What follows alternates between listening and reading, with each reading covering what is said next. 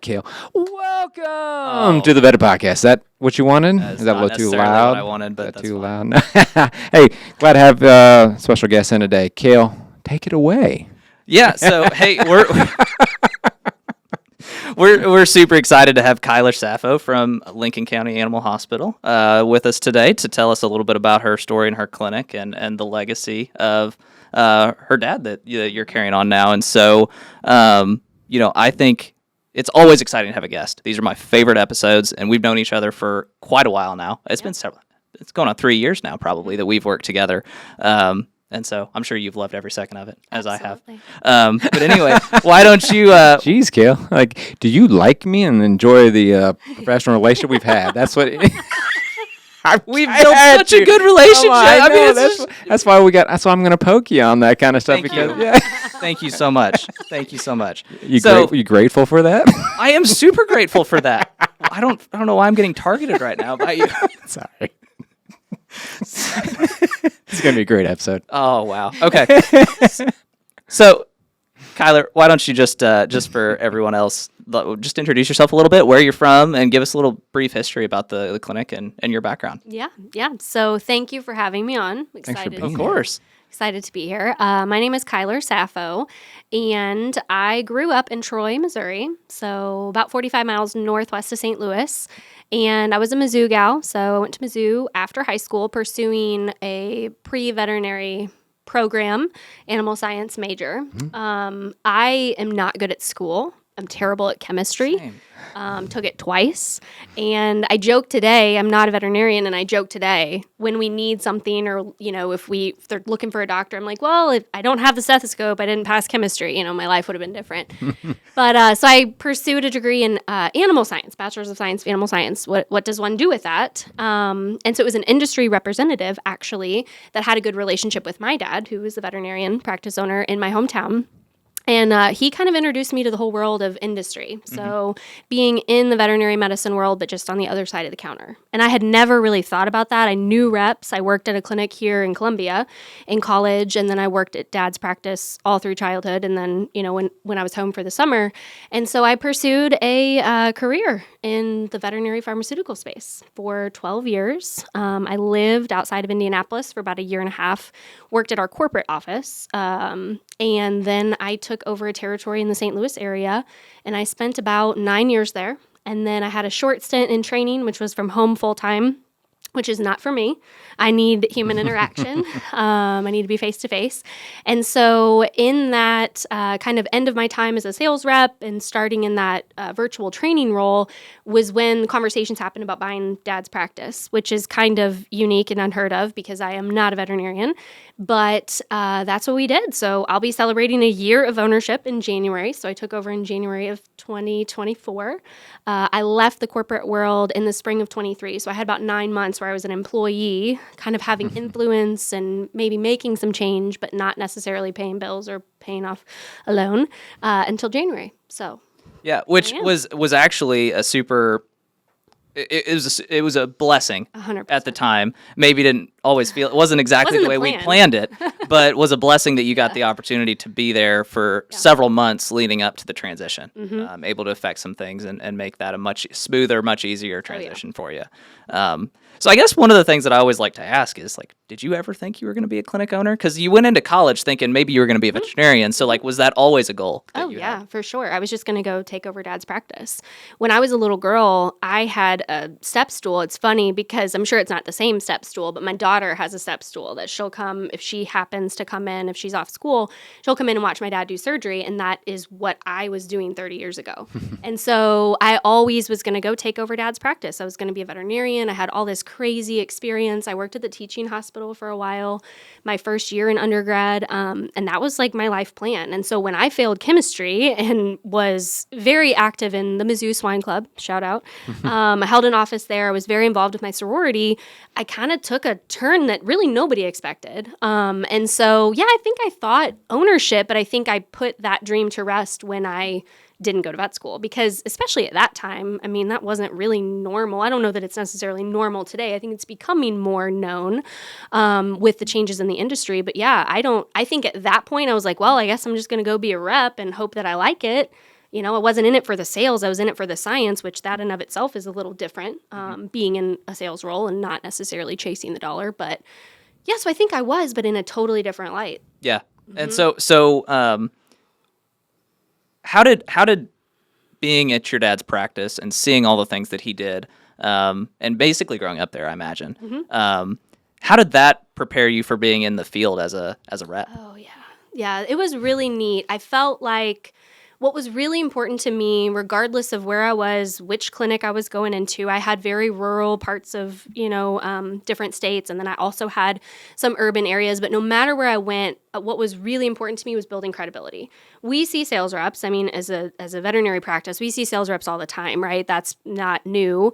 But I really didn't want to just be a sales rep coming in and being like, hey, you should buy my stuff. This is why. I really wanted to be able to say, hey, I've stood where you stand. I grew up in a clinic. You know, I know what's important to you, or at least I think I do. And I used it a lot to build credibility, to try to say, I know what you're going through today, or I know what might be important to your pet owners today. Or so I definitely feel like the exposure to the hospital lended itself really nicely to be able to walk in dress pants and say, I actually have been where you've been. And for local practices, it was kind of neat. Sometimes I would call on my dad's classmates.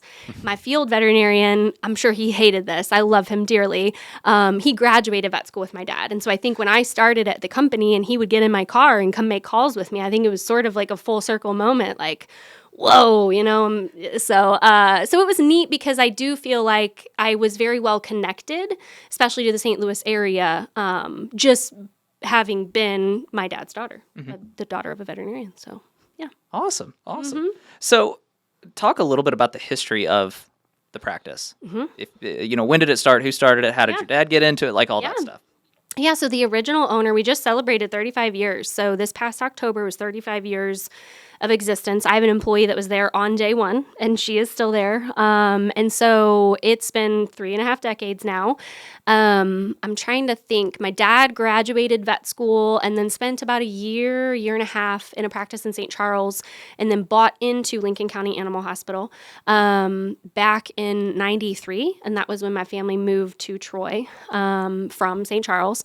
I grew up in Troy, but then before I say I grew up in Troy, we moved to Troy in 93. And so my dad took over ownership at that time. He had a couple of partners, and it was mixed animal practice. So it was a hospital, and then there was a large animal facility behind the hospital with stalls and such. And they were doing farm calls, and they were doing some small animal as well. And then through the years, I don't know what year he transitioned the large animal facility to boarding and grooming, but I think that's physically really hard.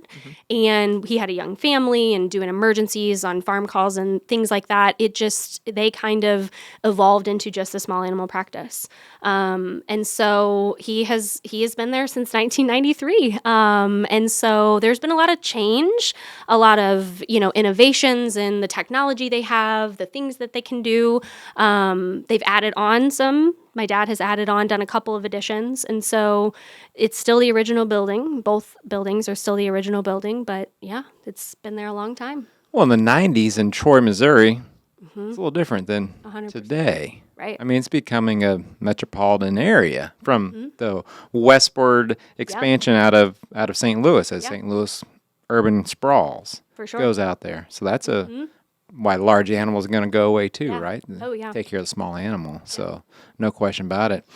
It's interesting. I think about your dad and what he stands for with private practices, as you do, privately owned practices, as what's what we're doing here, right? This is for the privately owned practice. And so, yeah, he didn't want to see it go corporate. He had seen in his town corporates getting bought up, and he had heard from not only people in the town, clients, animal owners, but also doctors about the change, and whether good or bad. I don't want to try not to make anybody mad here. This is just viewpoints. Certainly. But there's a demand, let's put it that way, a demand for that care by, I can come talk to the person that actually owns this if something is right or wrong, either way, and feedback. Your dad was adamant about seeing it continue to be privately owned, and so I love that about that and the carrying on that legacy that you have, and which is interesting about you're not a veterinarian, you're a private business owner with animal science background, the history, and all those things, but you are not a veterinarian. Right. So that kind of brings on a whole different look at what you've come across where people are like, well, you can't own this. Yeah. You've experienced that. I have. You can't own this. Yeah. So has Kale. Kale experienced that right along with me. we did that together. He came rushing downstairs. I was like, can you imagine what they're saying? No. But those are the tough things a private practice does experience. Why people would think I want to go corporate, because that'll get rid of my headaches. Yeah. But it's going to bring, it doesn't get, it maybe gets rid of Yeah. those headaches, but nothing ever gets rid of headaches in general. You're going to have other headaches.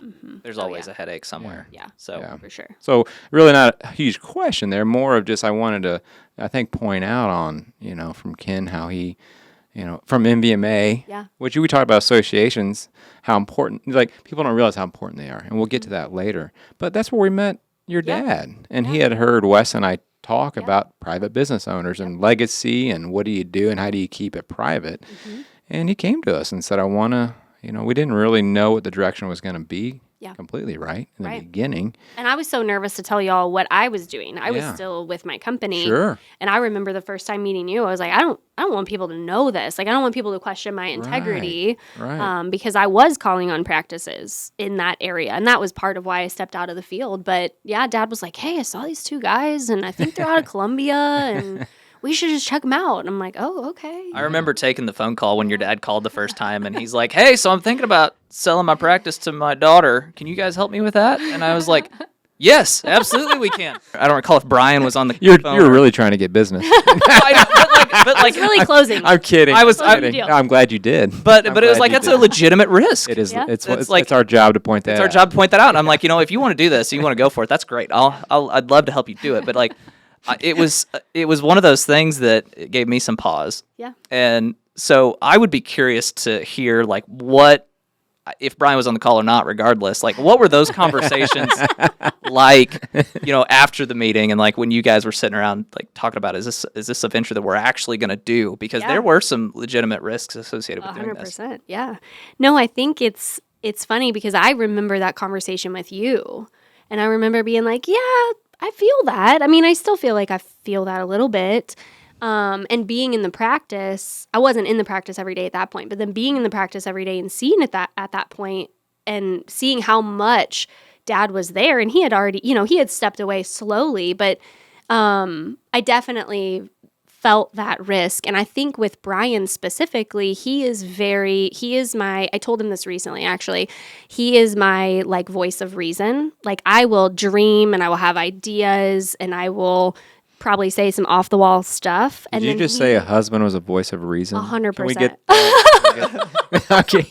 I just told him this It doesn't- recently. Sorry to get you off track. It doesn't apply to you. Yeah. I know that. That's what I'm saying.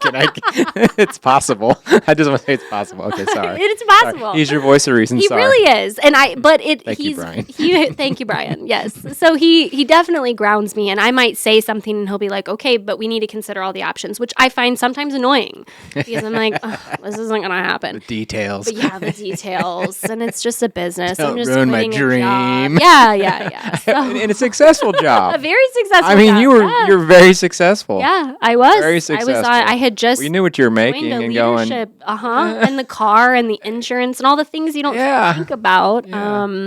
Yeah. And I was on a leadership path. I had joined a future leaders organization I was selected for. So it certainly was a very abrupt turn and, and not really how we planned it either, which we kind of talked about. But I think with him, he brought a lot of that to light too. And maybe he was on that initial call and he was like, I'm kind of scared about this. And I'm like, I agree. And at the time we had one other associate who had been there a long time. She's still there. And, but still, even if something happened to just one of them going down to one doctor practice and me not being able to step in and produce is a huge risk. But I think that was very much like the faith piece of it. Like I have faith that this will work. I feel like I was called out of my job to come and do this. I still think I'm navigating the why on certain days. Yeah.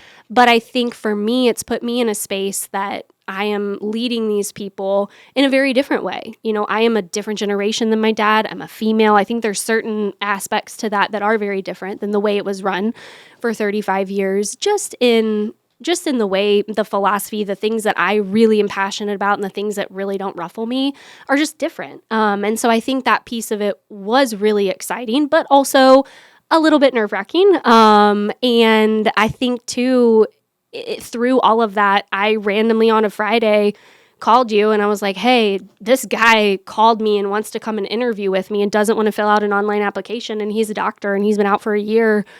And my dad and I are going to sit down with him on Sunday, you know, and then and that happened so fast. That happened within the first 60 days. Yeah.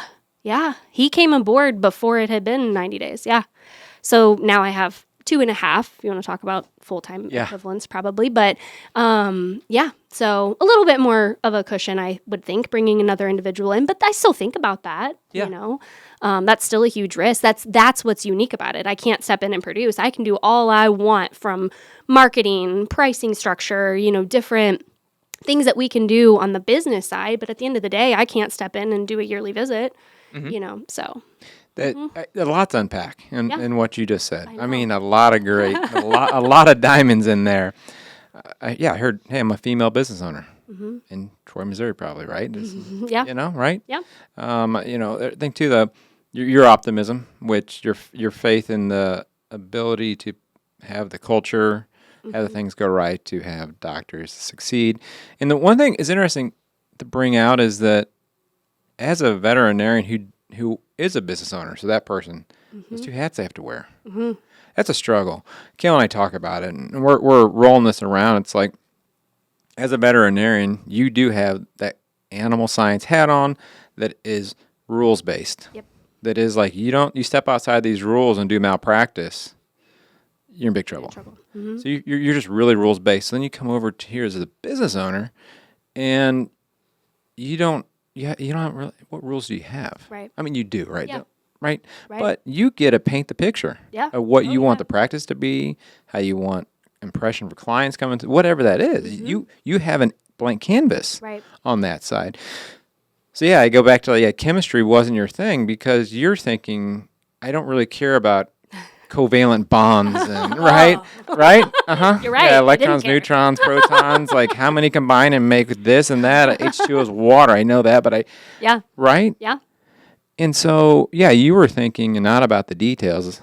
It wasn't that you couldn't do chemistry. Right. It was that you didn't want to. You just didn't know it when you were younger. Yeah. So all those things come together, I think, that make for a really unique opportunity on your side to, Kale, Kale's looking at it, which is the right thing to do, to go, we want to help you out, work with you, we want to work together. We love working with veterinary business owners, especially if someone's going to be literally a business owner of a veterinary practice. It's just the business owner. It's pretty cool. But do you realize those things out there and the challenges that are in front of you? But what you believed in your ability, your knowledge to put the team together, right? And that's your job. Yeah. So if you're going to shy away from that, right, then you can bring a different set of culture probably than your dad could ever bring. And your dad knew that about you. Right. He knew you could take the business to the next level. Oh, he gave me the reins. Like before, I mean, I really was implementing change prior to signing the paperwork. But how's that been? Wonderful. Good. A lot of, it's funny because people will say, how is that working with your dad every day? Yeah. I think my dad and I are a lot alike. I really do. We really haven't had head-butting issues. We might have different opinions on stuff, but it's never anything that's like a big, I feel this, I don't feel this. And I ask his opinion all the time. My x-ray went out the end of last week. That's been what's taken up the past 5 days in my mental space. Yeah. And I called him last night when I had all the information. I said, what would you do? And then he'll sit there and tell me. And so it's been wonderful. I love, I not every day anymore, love that I've been able to give that to him, but we have coffee together multiple times a week, and I love that. Good. So that's So we're talking about a family business here too. I'm gonna get a little off script because I think that here's a big thing about family business.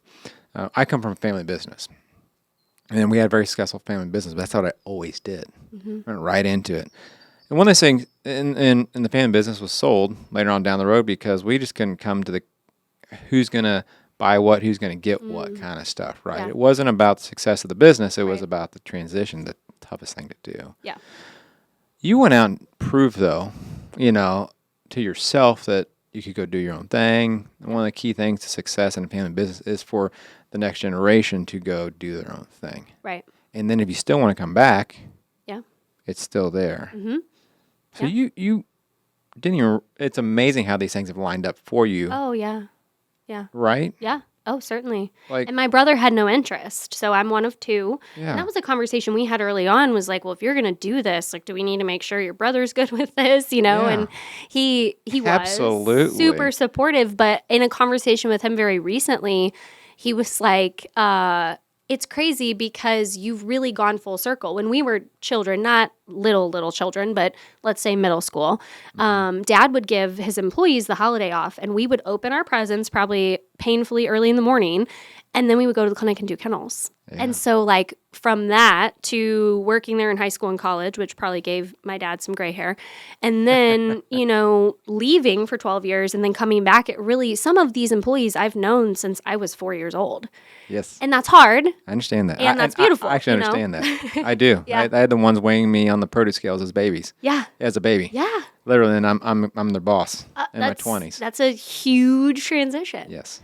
And that's hard. That's been a really hard piece for me, is separating that. You know what I mean? Like, I need you to understand my viewpoint, and I know we have a very close personal relationship, but this is what I'm thinking. This is why. What do you think? And that's been hard to navigate because I love these people. I've seen them through wonderful times of celebration and then very hard hardships of life, and now I'm their leader, their boss. And so it's a unique. Did you anticipate that beforehand, that feeling? No. Right. Maybe a little bit, but I think one of the biggest surprises of this whole thing is I had been in leadership positions before, and this is so different, because I had a team of HR or benefits people or things that I didn't have to handle, or I could call on resources or, other people, and like, I am HR. I am the janitor or the fixer, whatever, which is funny because I don't do any,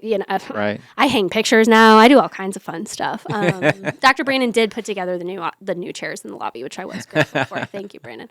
But yeah, I'm all the things. I talk about benefits. I talk about pay. I do, you know what I mean? The onboarding, all the HR stuff, all the marketing, the questions. Yeah, see, it's interesting.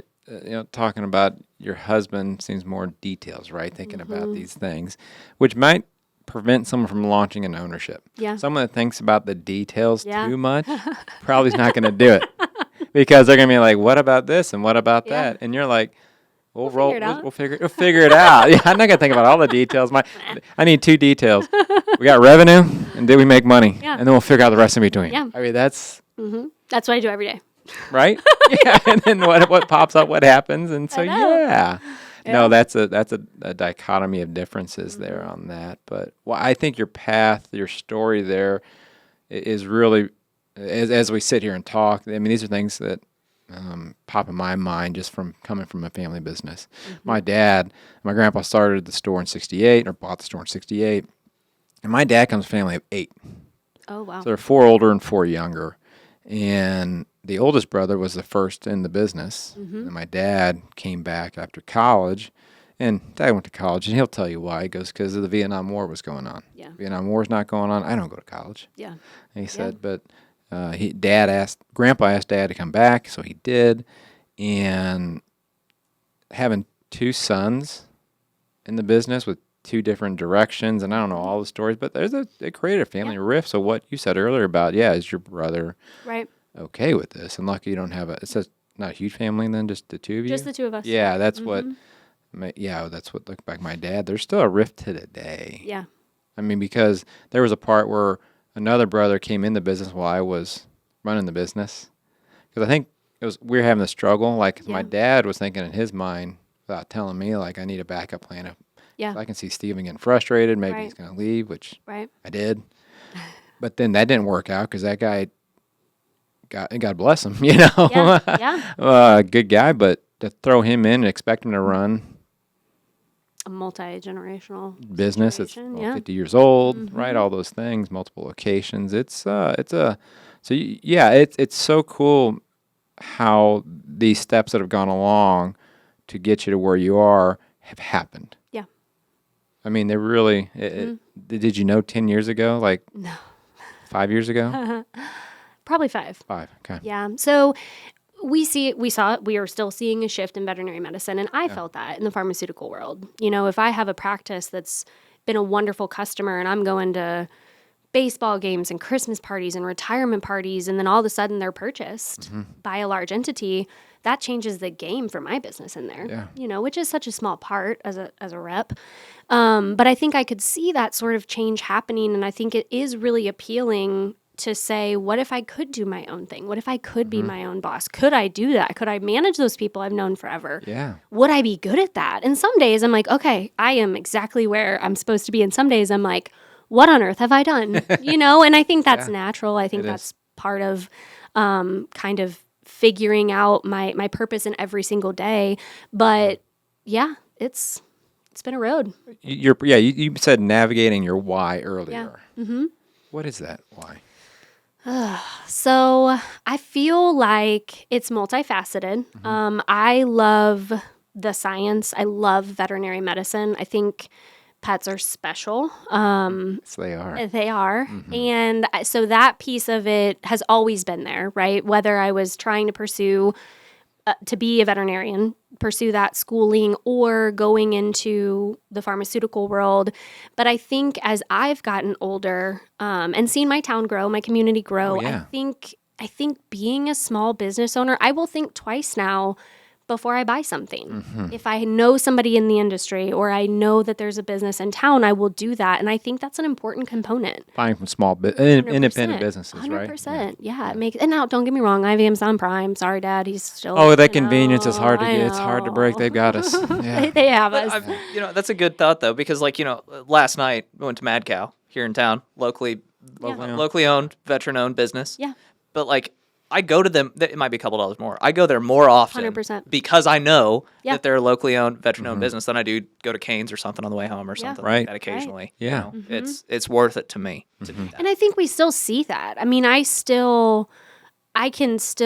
don't know all of the owners yet. It's funny because I'm getting to know people. I've been amazed for my whole life that some of the team members, my dad included, can sit there and reference a case or a pet owner. And I'm like, how do y'all know this just in your brain? And I'm getting there now. It's funny. I can have a seat at the table Experience. sometimes. Yeah. And I know these people, but to see them, and if somebody is going through a hardship and it's a dire emergency with their pet, I can come in and maybe have some flexibility with what does this look like.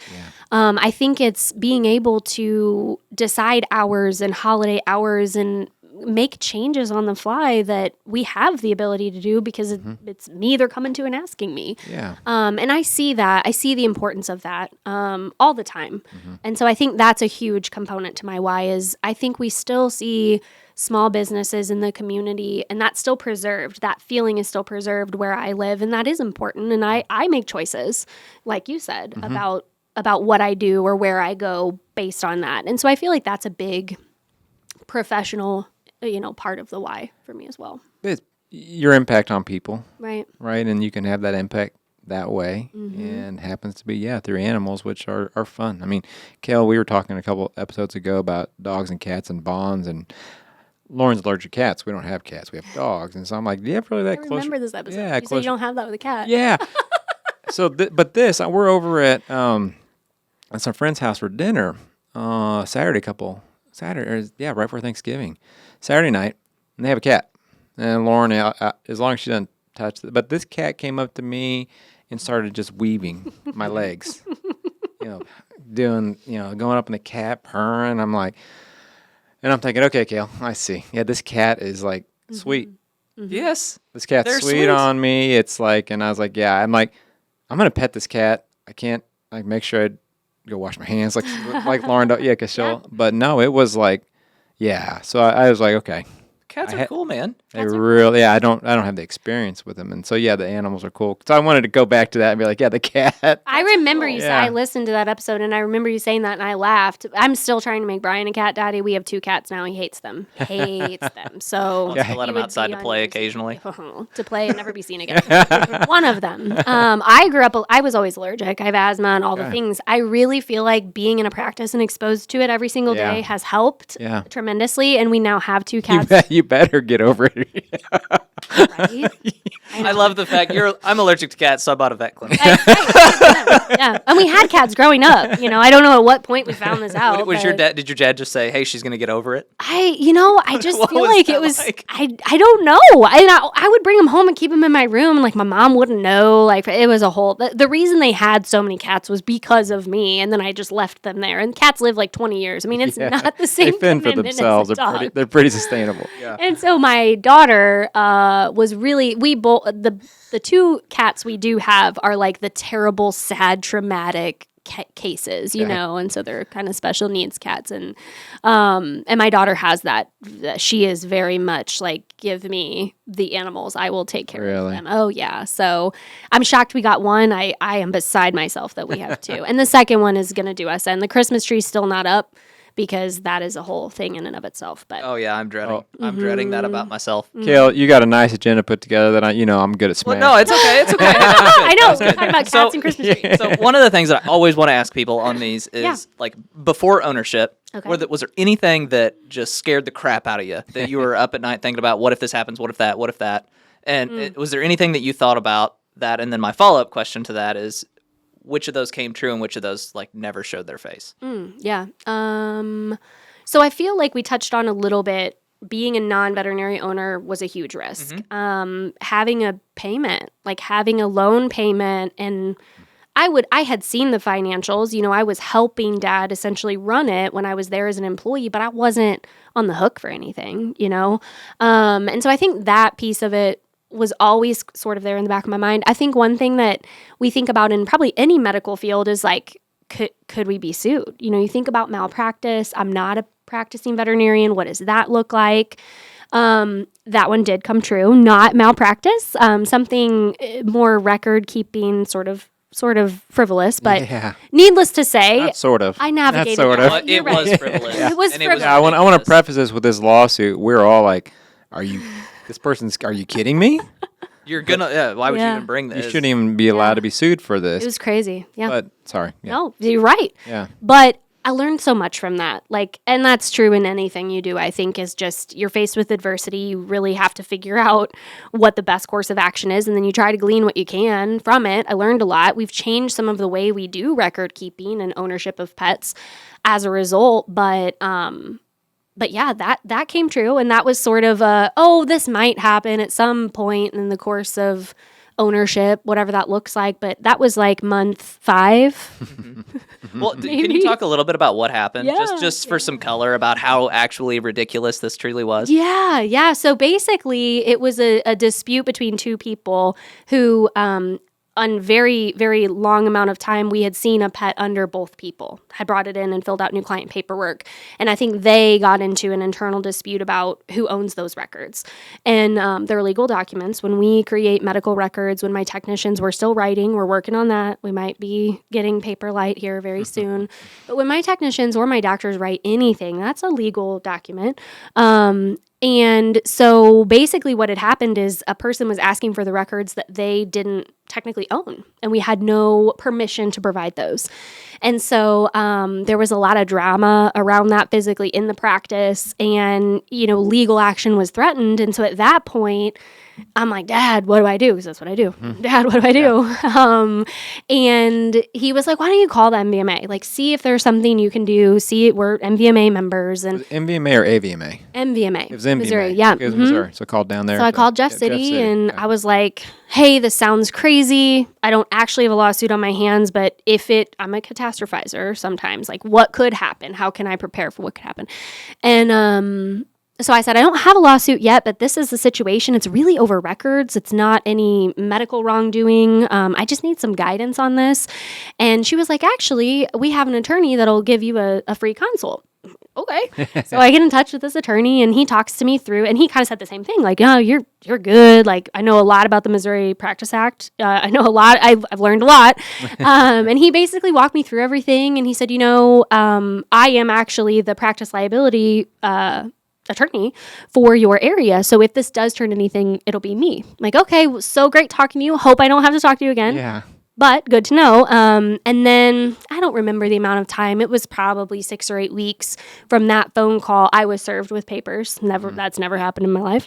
And so he was my attorney, and it was all taken care of under my practice liability. But we went to court, and he used our new client forms, like in front of the judge. That was a piece of, I guess you would say, evidence. Yeah, And so I think the big key learning was the importance of what we're doing, how we're doing it, how we're documenting these things, and then just and I use that as a tool to train my staff with, because I had a documented timeline of ownership based on notes and different things that we had in our documentation. But it was wild. That was a wild experience. So you did absolutely everything you were supposed to do and still got sued for it.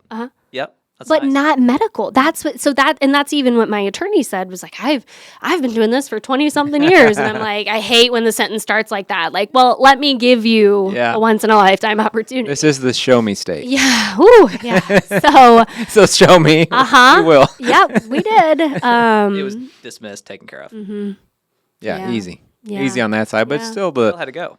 thought process that goes through. So how do you turn in that experience into something positive? Because there's a lot of nerves, a lot of unsettled. Even though you know you're in the right, It still is like I I've want never been in the a gavel to go courtroom. down and be like, know. boom, you're good. Yeah, and Right? I've never been in a courtroom. Yeah. It was wild. Yeah. But I think, understanding what we could do better. So it happens all the time for different reasons, but especially if it's a sick pet, my mom is going to bring the pet in, or my girlfriend's going to bring the pet in. If it's someone who's not on the account, we have a form now that they sign giving, similar to what you and I would do, like HIPAA, Healthcare, right? who can I release your records to? And so we have that now. And I think it was just really a big awareness check on everybody at the hospital, Absolutely. and what we're doing and who's giving consent and what that looks like. And that was a wild experience. You're telling me about you're trying to avoid the no good deed goes unpunished kind of thing, right? You're like, I know you. I want to believe you. Right? I know you're so and so's mom because we Yeah. we grew up together, right? Right. Yeah. Gotta get it in writing, though. I played at your house. I know this is your daughter's dog, Yeah. but I for your benefit and my benefit, Yep. let's do this. We gotta do it by the book. Yeah. So that's Yeah. what a good learning experience. I know. That'll clean things up, make things more efficient and smoother. Yeah. So good. So Silver it linings. was crazy. You stressed about anything that didn't come true? I was so worried at that time. It was dad and one associate, and I was so worried about that. But we added an associate, and so I think so far that hasn't come true about like what happens if I lose a doctor. Even in conversations about like upgrading diagnostic equipment in our lab.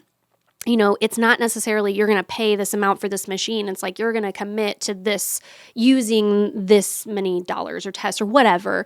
And that's so scary because if I lose a doctor, I can't directly influence that, So I think that's always going to be there. But it hasn't come true. I gained That's one. good. Yeah. My dad has Saturdays off for the first time probably ever in his life. That's awesome. Yeah, So, that is phenomenal. So one of the, and I don't know that I've asked you this. Maybe we've talked about this, but one of the things that I think is so cool is the day that you guys closed, you sent me a picture of you and your dad and your daughter in like the title office signing that. Yeah. So is there aspirations that she might? I don't know. So she's the step stool in the OR. My son wants nothing to do with it. He loves the animals. So like you can handle the blood and all the stuff. Oh, 100%. Yeah, that's the first test. If you pass that, you're good. I can handle maggots. So not everybody on the team can handle maggots, and like they've tapped me in for that. Okay. Only once, but I'm pretty okay with that, and she is too. I don't know what she'll do with her life. I mean, it's way too early to tell. It really is. On the first day of second grade, she's in third grade now. On the first day of second grade, I have the cute little board that's like, what do you want to be when you grow up? And her answer to that at 8 years old was to be a stay-at-home mom. And I would like send it facetiously to some of my friends. I'm like, I am making the working mom gig look real cool because my daughter wants to stay home. So who knows? what Who little knows? Clara will do. Oh, that's actually, yeah, it's like, Isn't that good? hey, Yeah. what's my mom doing? I know. She has no Why idea. is she staying home? Mom, why am I the last kid at aftercare? That is the fight I have more often than not. No, you're doing the right thing. You're So- teaching your daughter I hope so. it's a modern world. She's getting kittens out of it. So, I mean, there is some, Yeah. So, See, I don't know. I just the way your story is kind of lined up. yeah. It would just only make sense that Yeah. she goes to vet school or even doesn't and continues on in your guys' legacy. Because how cool of a picture would that be in 20 or 30 I years had to have never that? really even thought about it. And the only reason she was with me, my husband was on had been planned for a year duck hunt On the Platte River, on the Platte River once in a lifetime. beautiful, scenic, Allegedly. one once of the in a bucket list lifetime. trips that everybody wants to take. Yeah, I know. And so he was not there at the closing, which was wild. My daughter was on Christmas break. Isn't that nice? I'm not. I called him the voice of I plead the fifth. Are we in court still? I plead the fifth. I don't recall. I don't recall. Yeah. So, but she was there just because she was off school. I mean, I don't think I would have normally planned to bring her along, but that was super. I had not really thought about that. So you are right. That was a really cool day. It was the 4 of us. Yeah, Yeah. that'd be kind of neat. So, one of the things that I also like to ask is, what are you most proud of? I mean, you've been doing this now for a year. When this episode airs, it will be a year. Okay. So what are you most proud of? Oh man. I think the growth and the change and the advancements. I feel like whether it's been planned or not, I've made some technology advancements in the hospital, and I think having the growth and the change and the positive. I hired a cleaning company. That's been huge. Having all of that, but maintaining the feel of a small town, locally owned hospital. I think we've done a really good job. At every staff meeting, I have them once a month, and at every staff meeting, I read some Google reviews, and I will go back and look in our practice management software at who saw that pet, all the way from receptionist to, technician, doctor, whomever interacted with them. And then I say that, and I'm like, this is the why. This is why we do that, because you made a difference here. And I think to be able to provide that and give them input and flexibility, and what do you think we should do? How, even buying the x-ray, I asked a couple of them, like, what do you think about this? Or, so I think being able to grow and change and evolve, but also still maintain what the practice is known for and has been for 3 decades. I think that's what I'm probably most proud of. Yeah. That's awesome. That is awesome. That is awesome. That is a balance. It's interesting because this is a whole podcast about it'll be separate from here, but really diving into that. Business owner, not a veterinarian, do you have industry experience? But then I'm a veterinarian, and you're going to tell me what equipment I need, right? There's all, Yeah. yeah, and then Oh, for sure. But that's For sure. that's a whole hour conversation at Yeah. least, and Yeah, it's maybe a whole year-long series. Yeah, there we go. It's a whole, that is a very delicate balance. And I'm very conscious of that. I mean, legally I have to be. Absolutely. But I think, especially with products, like I'll get in the weeds on heartworm preventatives because that was my bread and butter, and I'll give you my opinion. But anything else, I very much am kind of hands off of that. The doctors have to decide. What's interesting though is I have 3 different opinions sometimes, and so then I kind of lean on my appointed medical director. But it is a delicate balance for sure. Which that's what allows you to own the practice. Yeah. Because you have an appointed medical director Yeah. who has a doctor of veterinary medicine. Yep. DA, right? I mean, Yep. you can't. Oh, I can't do any of that. Yeah. Yeah, obviously, Yeah. do not buy drugs. No. Yeah. Yeah, So, and we you can have, pay for them. I can pay You for can it. pay for them. That's what was funny navigating, someone telling me I couldn't have an account with this vendor because I wasn't an owner. I'm like, this just came up by happenstance because I said, hey, do we need to put my name on this? And then it came to a screeching halt. And I'm like, I've been paying this bill since January, I mean, so. Yeah. Yeah. Nuances. Well, that's where it comes back to your team, though, right? Because Yeah. the attorney that we work with, phenomenal attorney, was like, here's literally the text where it tells you where you can do this. Yeah. So Yeah. just put your mind at ease because we're both catastrophizers. That was a crazy, I don't even remember the time frame or what else was happening at that point, but that was wild. to be told that. And then I was so gun shy about like sharing it with the community. Like, oh my gosh, what if I've done something wrong? Like, keep me out of jail. Kale. He comes down to my desk and here's who I am. Like, screw that company. We're going to take them and we're going to blah, blah, blah, because we're in the right. I'm just me, right? Yeah, I'm like, yeah. It's funny, Pro Partners Wealth, is where Wes and I started. Wes started the Pro Partners Wealth, which is the financial advising part. We're a Pro Partners team now for veterinary business strategy, support, all that kind of stuff. And it's funny, though, that PPW acronym, I would say, is proving people wrong. That's me. Steven. I'm always like, you want to go? So whenever he comes down with some of the challenge, I'm like, Let's go. yeah. That's not my stance. That's on not it. his. He comes down like, Deer in the I headlights. know we're in the right. But I'm like, no, we're in the right. Yeah, because I can logic through it, but I'm still the Yeah. catastrophizer. It's like, well, here's how all these other people have done the exact same thing, and it's fine. So Well, like, and that whole system was shut down. So like Yeah. that was directly impacting our ability to practice medicine in that moment. So I'm out back pacing on the phone with him because Yeah. Dad's like, call Kale. I'm like, okay. Hope love- you answer, Kale. yeah. holy- And then like you never call me when serious things happen. Yeah, it's like I've been getting better about that. you have been getting better about that. I'll just send him texts like, here's the updates. Like 3 weeks ago, we had this super crazy thing happen. It's like, why didn't you call me? I know. Yeah. Anyway, it's all right. It's all know. good. Just trying to spare you. I know you're going to go there with Now he's going to catastrophize on and be I like, know. she didn't call me. She didn't call me. She hates Tell me. No. I have thoroughly enjoyed getting to know you and your dad both, and it's been a blessing to help you through Yeah. what your vision for this was. Yeah. It's been great to work through. And one of the things that it didn't really strike me until we just started talking about it about 45 minutes ago, but there are so many people like yourself that probably went to college thinking I'm going to be a veterinarian and then did not become a veterinarian for whatever reason. Right. The opportunity does exist for you to still do something like this. Yeah. You're not going to be the one, Right. practicing. You're not going to be Yeah. the one doing that. But that doesn't mean you can't own a practice and you can't still Right. have a positive impact in the community. Oh, as goodness. well. And I have no idea how they do it. Like, I don't know how Dad took on the headaches that I take on and also saw patients and also dropped everything in a moment's notice if there was an emergency. He gets there really early in the morning, which is great.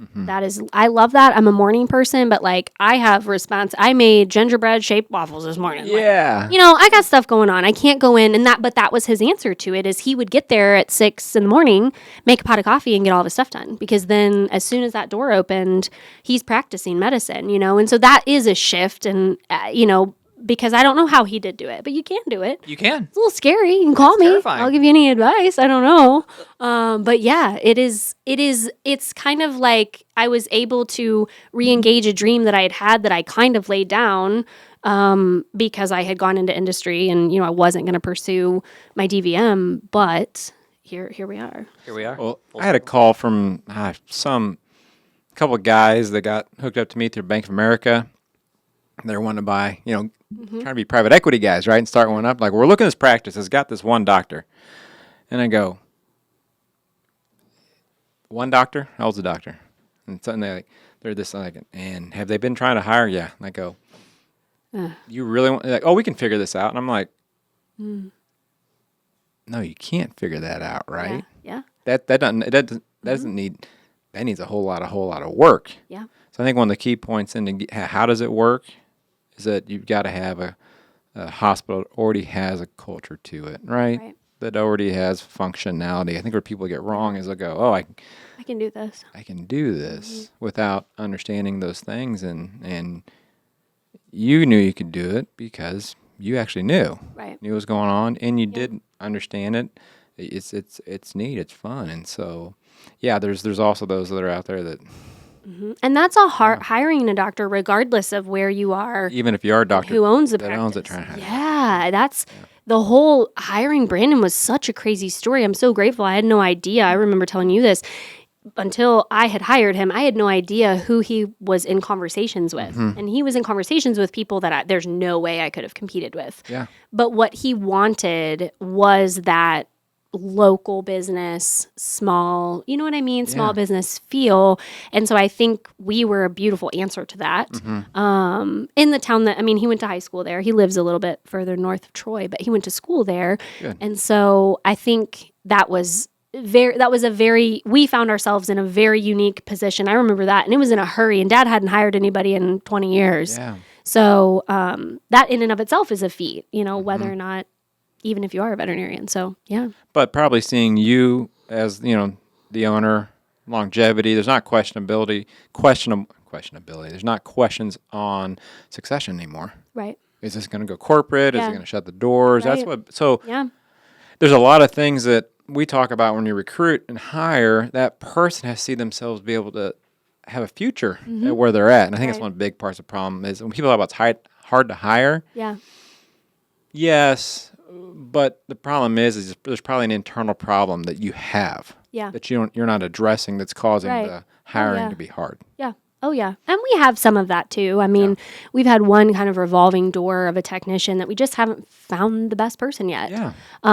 In the same time, trying to grow and change and work together as a team too with a new, they got a new owner and a new doctor all within like 90 days. Yeah.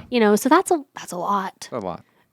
From a person who's been there, I bet the average tenure at my practice is upwards of 17, 18 years because I've got quite a few that are north of 20. Yeah.